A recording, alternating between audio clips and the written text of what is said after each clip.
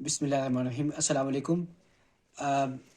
آج کے مشکل ترین اقتصادی حالات میں ہر دردمند شہری یہ جاننا چاہ رہا ہے کہ موجودہ مشکل ترین اقتصادی صورتحال کیوں کر درپیش آئی، اور کیا اس صورتحال سے نکلنے کے کوئی امکانات موجود ہیں، اور اگر موجود ہیں تو اس میں ہمارا کردار کیا ہو سکتا ہے۔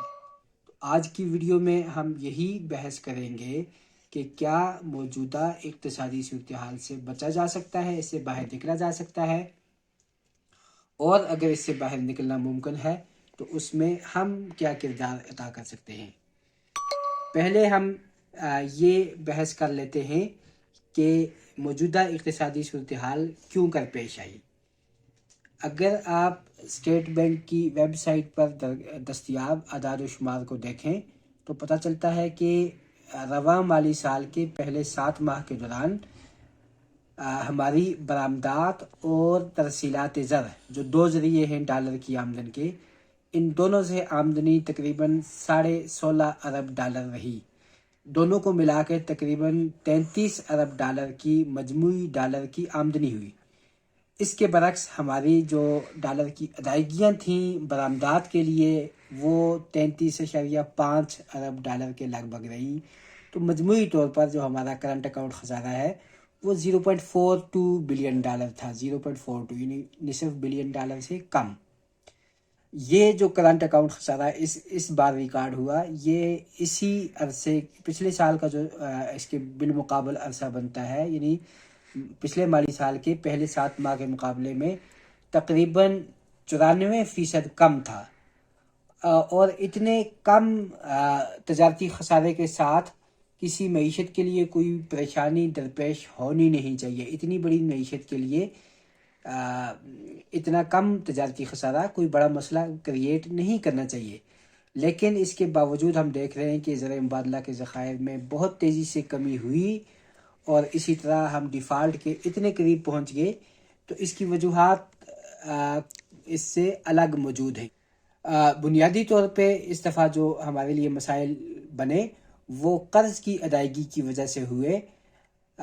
تجارت اور اگر ہم ترسیلات زر کو ملا لیں تو یہ تقریباً ہماری آمدن اور اخراجات ایک دوسرے کے ساتھ بیلنس ہو جاتے ہیں، لیکن اصل میں جو مسئلہ بنا وہ قرض کی ادائیگی کی وجہ سے بنا۔ اس موجودہ مالی سال کے دوران حکومت نے تقریباً 10 ارب ڈالر کے قرضے واپس کیے، اور قرضوں کی ان واپسی کی وجہ سے یہ قرضے ری شیڈیول نہیں ہو سکے، باہر سے مزید قرضے نہیں مل سکے، جس کی وجہ سے پاکستان کے لیے یہ اتنے زیادہ مسائل کھڑے ہوئے۔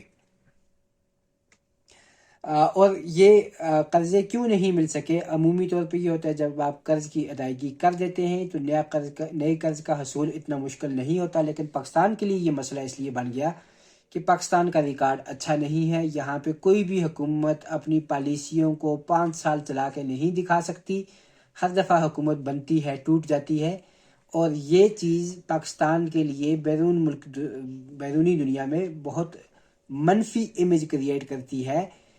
اس منفی امیج کی وجہ سے پاکستان کو نہ تو عالمی مالیاتی اداروں نے فائنانس کیا، نہ انہوں نے سپورٹ کیا، اور نہ ہی دوست ممالک نے سپورٹ کیا۔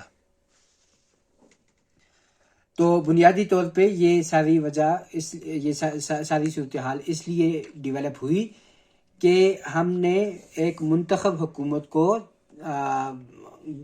وقت سے پہلے گھر بھیج دیا، جس کی وجہ سے بیرونی دنیا کا ہمارے اوپر اعتماد متزلزل ہوا۔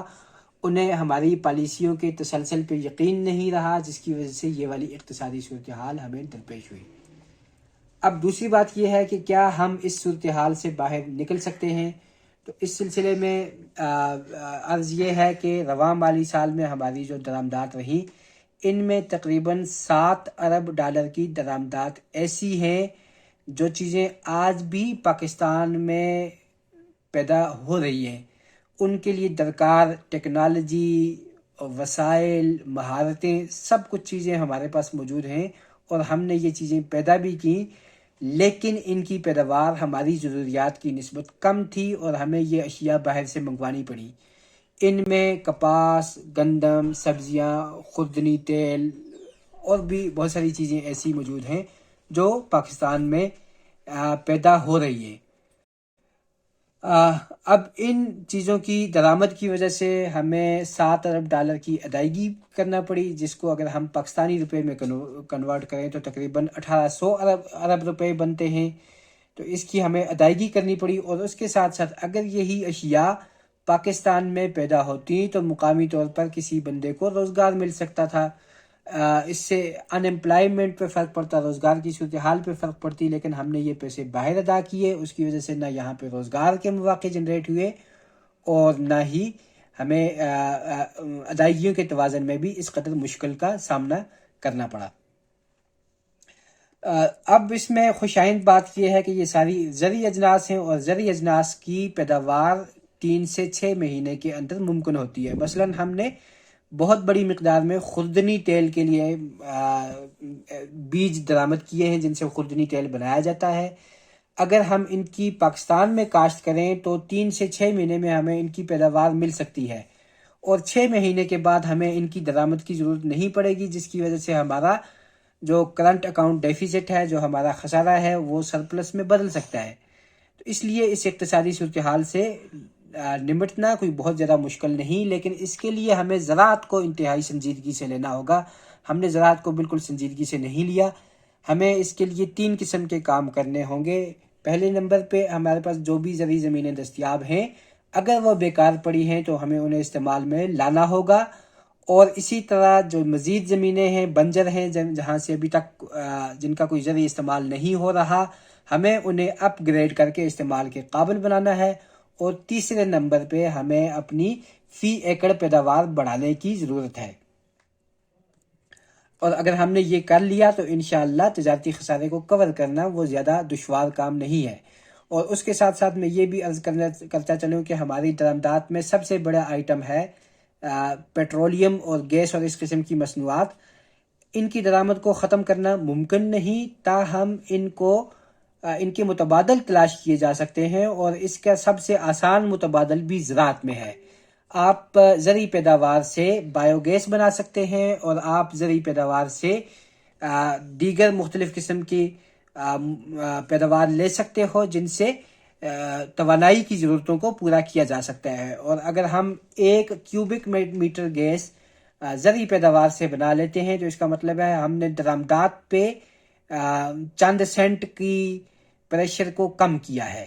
تو اس لیے اسے ہلکا لینے کی ضرورت نہیں ہے۔ جہاں پہ ہمیں ممکن ہو وہاں پہ بایو گیس اور اس قسم کے دوسرے جو زراعت پر مبنی توانائی کے ذرائع ہیں، ان پہ توجہ دینے کی ضرورت ہے۔ دیگر بھی توانائی کے متبادل ذرائع موجود ہیں، جیسے ونڈ، سولر انرجی وغیرہ، لیکن وہ ذرا زیادہ انویسٹمنٹ ڈیمانڈ کرتے ہیں۔ تو یہ ایسا ذریعہ ہے جس پہ کوئی بھی کسان اپنے لیے انرجی پروڈیوس کر سکتا ہے، کہیں بھی کر سکتا ہے، تو اس پہ ہمیں بھرپور توجہ دینے کی ضرورت ہے۔ اب تیسرا سوال یہ کہ چونکہ ہم نے یہاں پہ بحث کی کہ اقتصادی بحران سے باہر نکلنا ممکن ہے، تو اب تیسرا سوال یہ پیدا ہوتا ہے کہ ایک عام آدمی اس میں کیا کردار ادا کر سکتا ہے۔ تو اس سلسلے میں میری چند گزارشات ہیں۔ پہلے نمبر پہ یہ کہ چیزوں کی کوالٹی کو نظر انداز کر کے پاکستان میں بنی ہوئی اشیاء کو ترجیح دیں، اور جب یہ آپ کر لیں تو اس کا مطلب ہے کہ آپ میں پاکستانیت آ گئی۔ اور دوسرے نمبر پہ اگر آپ کے پاس زرعی زمین ہے تو اسے ہرگز بیکار نہ چھوڑیں۔ اس کو بیکار چھوڑنا ملک کے ساتھ ظلم اور ایک جرم کے برابر ہے۔ تیسرے نمبر پہ میں آپ سے یہ کہنا چاہوں گا کہ کچن گارڈننگ شروع کیجئے اور اپنی بچت کیجئے، اس میں قوم کی بھی بچت ہے۔ اور اس کے بعد میں آپ سے یہ کہنا چاہتا ہوں کہ اگر آپ کے پاس فاضل نامیاتی مواد موجود ہے، خوراک کے اجزاء، زرعی اجناس کے فالتو اجزاء یا اس قسم کی کوئی دیگر اشیاء موجود ہیں، تو آپ بایو گیس پلانٹ لگائیں، اور اس سے آپ لوگ گیس اور بجلی کی ضروریات پوری کر سکتے ہیں۔ اس کے بعد اگر آپ کے پاس فاضل رقوم موجود ہیں تو آپ انہیں ریئل اسٹیٹ میں انویسٹ کرنے کے بجائے صنعت میں یا زراعت میں انویسٹ کریں، 2 لوگوں کو روزگار دیں، اور ملک کی پیداوار میں اضافہ کر کے درآمدات کا پریشر کم کریں، اور ملک کی اکانومی بہتر کرنے میں اپنا کردار ادا کریں۔ اور آخر میں یہ کہنا چاہوں گا کہ ایسی باتوں کے پھیلانے سے، ایسی باتوں کی تشہیر سے پرہیز کریں جس سے آپ کے ملک کا منفی امیج دنیا کے لیے جاتا ہو۔ ایسی چیزوں کی ترویج کریں جن سے پازیٹیو امیج، مثبت امیج جاتا ہو۔ اگر آپ نے ملک کے بارے میں کسی منفی چیز کی تشہیر کی تو آپ ایک جرم کے مرتکب ہوئے کہ آپ نے اپنے ملک کا منفی امیج دنیا کے لیے ڈیولپ کیا۔ لیکن اگر ایسا پروپیگنڈا، اگر ایسی معلومات جھوٹ پر مبنی ہوں تو پھر آپ نے دو جرم کیے، ایک جھوٹ پھیلانے کا جرم اور دوسرا ملک کی منفی امیج ڈیولپ کرنے کا جرم۔ تو احتیاط کیجئے اور ملک کے بارے میں منفی باتوں کو نشر کرنے سے پرہیز کیجئے، اور اگر وہ غیر مصدقہ ہوں تو پھر آپ ایسے اشیاء کی تشہیر کر کے دوہرے مجرم بننے سے پرہیز کیجئے۔ بہت شکریہ۔